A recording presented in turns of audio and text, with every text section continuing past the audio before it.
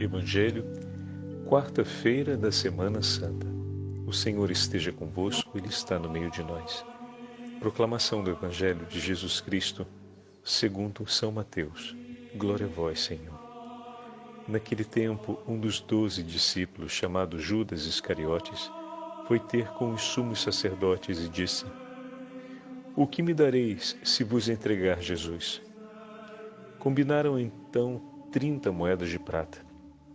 E daí em diante Judas procurava uma oportunidade para entregar Jesus. No primeiro dia da festa dos ázimos, os discípulos aproximaram-se de Jesus e perguntaram: Onde queres que façamos os preparativos para comer a Páscoa? Jesus respondeu: Ide à cidade, procurai certo homem e dizei-lhe: O mestre manda dizer, o meu tempo está próximo. Vou celebrar a Páscoa em tua casa, junto com meus discípulos. Os discípulos fizeram como Jesus mandou e prepararam a Páscoa. Ao cair da tarde, Jesus pôs-se à mesa com os 12 discípulos e, enquanto comiam, Jesus disse: Em verdade, eu vos digo, um de vós vai me trair. Eles ficaram muito tristes e, um por um, começaram a lhe perguntar: Senhor, será que sou eu? Jesus respondeu: Quem vai me trair é aquele que comigo põe a mão no prato. O Filho do Homem vai morrer conforme diz a Escritura a respeito dele. Contudo, ai daquele que trair o Filho do Homem. Seria melhor que nunca tivesse nascido. Então Judas, o traidor, perguntou: Mestre, serei eu? Jesus lhe respondeu: Tu o dizes. Palavra da salvação. Glória a vós, Senhor. Quarta-feira da Semana Santa, em nome do Pai, do Filho e do Espírito Santo. Amém. Queridos irmãos e irmãs, a Santa Liturgia hoje nos leva para o 26º capítulo do Evangelho de São Mateus. E assim demos início à narrativa do Evangelho de hoje. Um dos 12, chamado Judas Iscariotes, foi ter com os príncipes dos sacerdotes e disse-lhes: Que estás disposto a dar-me para vos entregar Jesus? Meu irmão, minha irmã, eis que o tesouro precioso que o bom Deus entregou e confiou nas mãos de Judas vem deixado de lado por suas ambições. Judas foi se apresentar ao chefe dos sacerdotes para saber que ganho teria em desfazer-se daquilo que Deus lhe deu. Essa é uma pergunta que nós poderíamos colocar também para nós. Que ganho teríamos se nos desfizéssemos daquilo que Deus nos deu? A pergunta apresentada dessa forma parece uma loucura. Como assim você se desfaz de uma coisa que Deus lhe deu e pensa que será possível ter um ganho com isso? Pois bem, aquilo que o Senhor nos entrega é o tesouro máximo que podemos ter para essa vida. O nosso batismo, a nossa identidade cristã é o tesouro máximo que recebemos nessa vida. E cada vez que nos aproximamos de uma situação que nos leva a pecar, essa é a pergunta que poderia nos acompanhar ali como exame de consciência. Ei, mas espera um pouco. O que que você vai ganhar abrindo mão daquilo que Deus te deu? E é verdade. O Senhor nos deu a graça de invocarmos o Espírito Santo, o Senhor nos deu a graça da unção batismal, o Senhor nos deu a sua bênção, o Senhor nos deu a sua misericórdia, o seu perdão. Ao abrirmos mão de uma dessas coisas, o que nós vamos ganhar com isso? O que pode valer a pena abrir mão daquilo que Deus te deu? O teu Senhor te abençoou, te deu o tesouro de uma família. O teu Senhor te abençoou, te deu o tesouro de uma vocação. O que você pode ganhar abrindo mão disso? O Senhor te abençoou e te deu a graça de ser um cristão, de ter fé, de poder rezar nos momentos de dificuldade e nos momentos de alegria. E o que será que você pode ganhar se vier um dia a abrir mão disso? Pelo que valeria a pena abrir mão disso? Oh, meu irmão e minha irmã, vê como aquilo que nós vemos como uma grande desgraça na vida de Judas pode passar bem perto e bem rente do nosso coração em muitos momentos concretos. Aquela proposta que nos escandaliza por conta do absurdo que é quando feita por Judas Iscariotes, passa muitas vezes desapercebida diante dos olhos da nossa alma em muitos momentos de nossa vida. Mas com a graça de Deus hoje estamos acordando um pouco mais e tomando consciência que essa é uma pergunta que merece ser enfrentada à luz da fé, para que nós possamos defender aquilo que é precioso em nossa vida, porque foi o próprio Deus que nos concedeu. Todos os dons que o Senhor nos entrega, somos chamados a agir como custódios, ou seja, para guardar e proteger cada um deles. Já falávamos disso em uma outra meditação, quando recordávamos que a Virgem Maria foi concebida sem pecado, mas viveu assim pela sua inteira vida. Ou seja, as graças e o dom que recebeu do Senhor, ela tomou para si como tesouro de sua alma e o defendeu por toda a sua vida. E falávamos a respeito disso, nós que nos confessamos agora, recentemente, em preparação para a Páscoa, estamos naquele período em que os padres se encontram e visitam, cada qual, todos, melhor dizendo, juntos, cada uma das paróquias de uma forania ou de um decanato ou de uma região, de maneira que o povo de Deus possa ter acesso à confissão sacramental e ali o Senhor nosso Deus nos concede outra vez a graça do perdão dos pecados, nos torna mais uma vez santos por meio do seu perdão e da sua misericórdia. E nós somos chamados a agora guardar com amor e proteger, somos chamados a guardar e a proteger esse grande tesouro do Senhor, e o Senhor nos dá os meios para isso.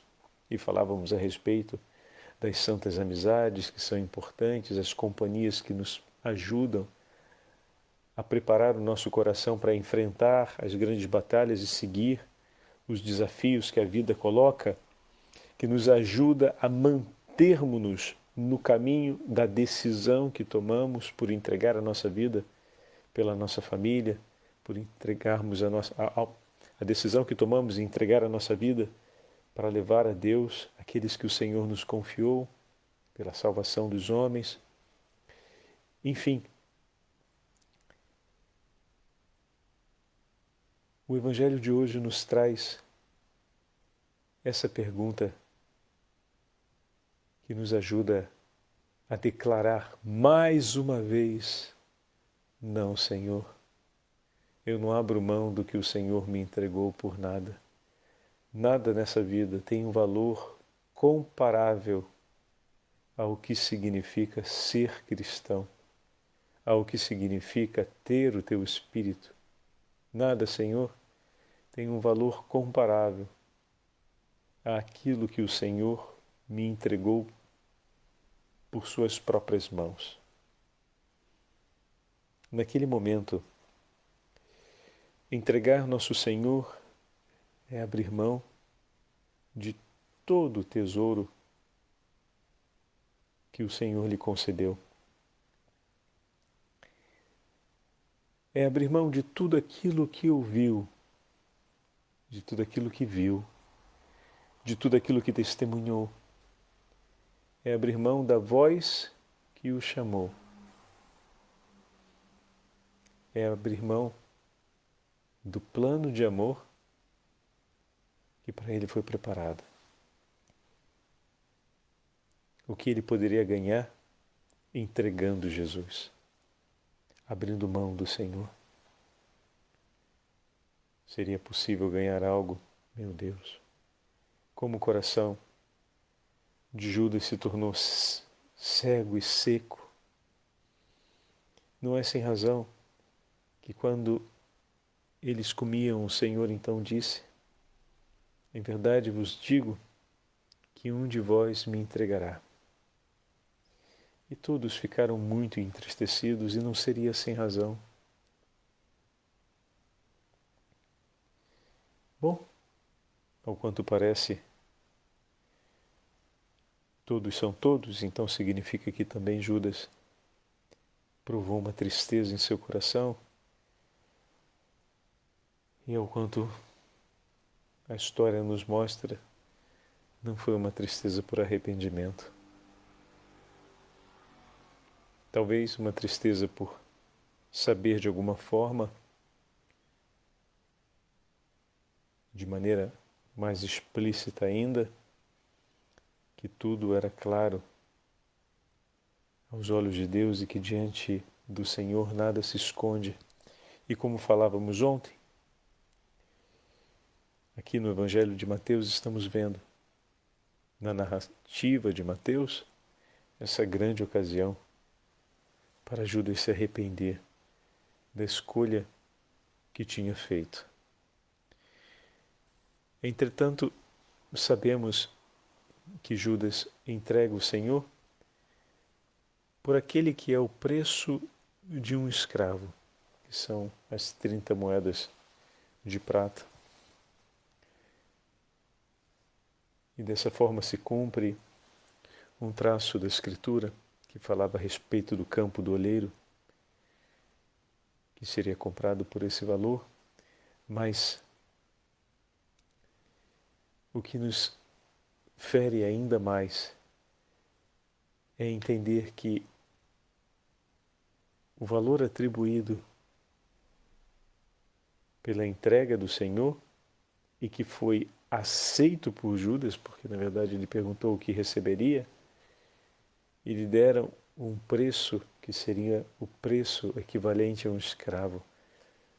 Um valor, poderíamos dizer assim, significativamente desprezível. O que significa dizer que a estima pelo Mestre era mínima. Não ambicionou mais do que o que se poderia pagar por um escravo. Como nosso Senhor significou pouco para ele. Como, ao abrir mão de tudo aquilo que Deus lhe ofereceu, Judas o fez por tão pouco. Percebem agora a analogia? Por tão pouco, por coisas tão banais, vamos agora dar corpo à analogia, por coisas tão banais, abrimos mão daquilo que nosso Senhor nos ensinou. Por momentos tão rápidos e por às vezes uma oscilação de emoção, de momento, a gente facilmente abre mão daquilo que o Senhor nos disse, daquilo que vimos, nos esquecemos rapidamente daquilo que vimos e podemos até mesmo, por coisas de tão pouco valor, abrir mão de uma inteira vocação ou de um inteiro dom que o Senhor nos concedeu, melhor dizendo, um inteiro dom, a inteira história de um dom que o Senhor nos concedeu como o dom da fé. Como é preciso que cotidianamente nós possamos recordar e essa é a obra do Espírito Santo, como bem sabemos, obra do Espírito em nós, recordarmos os tesouros que o Senhor tem nos concedido ao longo da nossa vida e poder dizer obrigado, meu Senhor. Obrigado pela minha família. Obrigado pela minha casa. Obrigado pela minha vida. Obrigado pela minha vocação. É bem verdade que temos muitas coisas a pedir e a suplicar ao Senhor, e é importante que o façamos porque Ele mesmo disse para que se bata a porta porque ela será aberta, que se peça porque será dado. Mas como é importante, meu irmão, cotidianamente reconhecermos em um ato de ação de graças tudo aquilo que recebemos do Senhor. Todo mundo diz, numa frase popular, né, que recordar é viver. E falam isso não por nostalgia, mas por satisfação. É uma das frases onde a referência à memória tem um gosto especial, porque se fala de recordar para retomar o colorido da vida, né? Recordar é viver, recordar significa tocar outra vez a alegria da vida, fazer nova essa alegria que está ali, presente na nossa história. Bom, se recordar é viver, imagina o que recordar as graças de Deus, o que não será recordar as bênçãos de Deus na nossa vida. Muito mais vida se pode ter e conquistar quando nós recordamos as maravilhas de Deus na nossa história. É bem verdade que muitas vezes começamos o dia depois de um dia esmagador de problemas, dores e dificuldades humanas, ou seja, morais, espirituais. Às vezes terminamos um dia aos pedaços e no dia seguinte não é que começamos com a melhor das memórias imediatas, porque ainda estamos talvez sobre o efeito do que foi aquele dia anterior em suas dores e dificuldades. Mas é importante para enfrentarmos esse novo dia que comecemos não pensando somente nos problemas que encerraram a noite do lado da nossa cama para no despertar do dia seguinte voltar a ser matéria das nossas preocupações e pensamentos, mas é importante começarmos aquele dia recordando tudo que o Senhor fez e faz de bom por nós. Porque é essa esperança, é essa certeza, é essa memória que vai nos restituir a força e a esperança para enfrentarmos aquele dia. Porque se não recordarmos o valor desse tesouro, poderemos, agitados interiormente pelas preocupações e pelos desgostos e amarguras da vida, podemos terminar fazendo uma besteira gravíssima, como fez Judas, de entregar o tesouro da nossa vida para tentar conquistar uma resposta que é banal, efêmera e jamais será equivalente àquilo que estamos deixando. Para que não venhamos a cair nessa mesma tentação, nessa mesma confusão, nesse mesmo absurdo que esse pobre homem caiu. É preciso que nós possamos aprender essa lição de todos os dias recordarmos na nossa vida as maravilhas que o Senhor fez e faz, o tesouro que temos nas mãos. Minha família é difícil, minha família está passando por dificuldades, minha família me faz sofrer muito, mas ela foi a família que o Senhor me deu e que o Senhor tem me abençoado para eu conseguir levar adiante. Senhor, o Senhor já nos salvou em tantos momentos. O Senhor já foi providência por nós em tantos momentos. O Senhor mostrou com clareza que nos ama e se levantou para nos defender em tantos momentos. E aí a gente vai lembrando. A mesma coisa na vocação, a mesma coisa quando falamos da vida sacerdotal, da vida religiosa. Quantas vezes o Senhor veio em meu socorro? E começamos a recordar todas aquelas ocasiões em que o Senhor, com braço forte, nos defendeu, nos salvou. E todas as alegrias que formam a constelação dessa história. As alegrias marcam certezas. Quais certezas, Padre? Do triunfo do amor de Deus sobre a nossa história de miséria. E que nós celebramos com o Senhor aquilo que era o desejo do seu coração. A nossa felicidade nele. Ao mesmo tempo, na nossa vida, estão inúmeras dificuldades e problemas que retratam para nós aquilo que nos tornamos e como muitas vezes estamos por conta da nossa miséria, por conta da nossa precariedade e por conta das próprias circunstâncias da vida, que são maculadas pela presença do pecado. E olharmos só essa segunda parte e ignorarmos a primeira, que a nossa vida traz a constelação desses acontecimentos, dessas realizações, dessas certezas que nós provamos ao lado de Deus, é praticamente dar condições para nos perdermos. Nos perdermos sobre um olhar cego para as nossas próprias misérias e precariedades, o que pode nos levar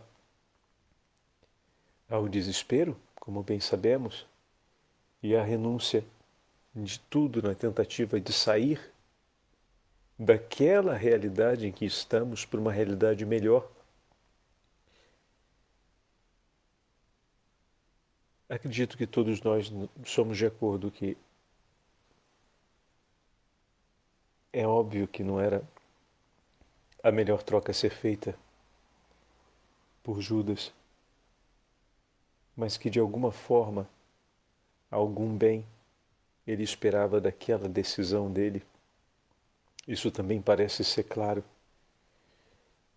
Quando nos esquecemos e quando não mais recordamos essas certezas de Deus na nossa vida, como autor, promotor e aquele com quem celebramos a felicidade e a realização na nossa história, quando não fazemos mais isso, podemos chegar a essa realidade tão estranha e bizarra, na tentativa de sair e na tentativa de se elevar sobre as dificuldades da nossa miséria, de pensarmos uma outra solução que seja possível para nos elevarmos dela, sem Deus, abrindo mão daquilo que é de Deus.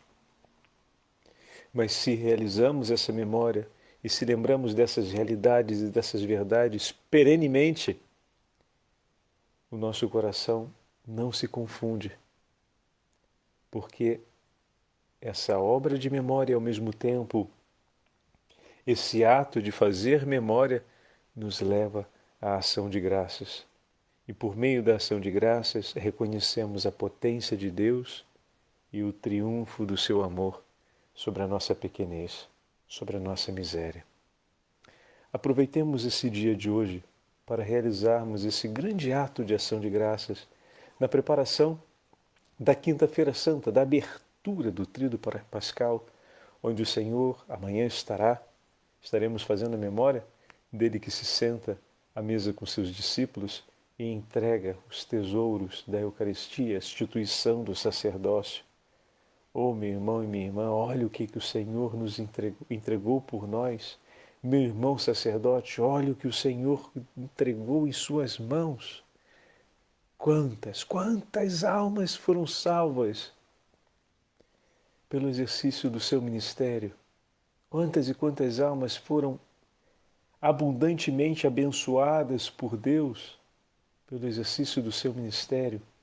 Quantas e quantas vezes o Senhor manifestou o seu poder e a sua graça por nós, através das mãos dos sacerdotes e de tantos outros dons que Ele abundantemente derrama por nós. Nada nessa vida vale mais do que aquilo que o Senhor nos entrega por amor. O Senhor esteja convosco, Ele está no meio de nós. Pela intercessão da Rainha dos Apóstolos e dos Santos Apóstolos de Cristo, abençoe-vos o Deus Todo-Poderoso, Pai, Filho e Espírito Santo. Amém.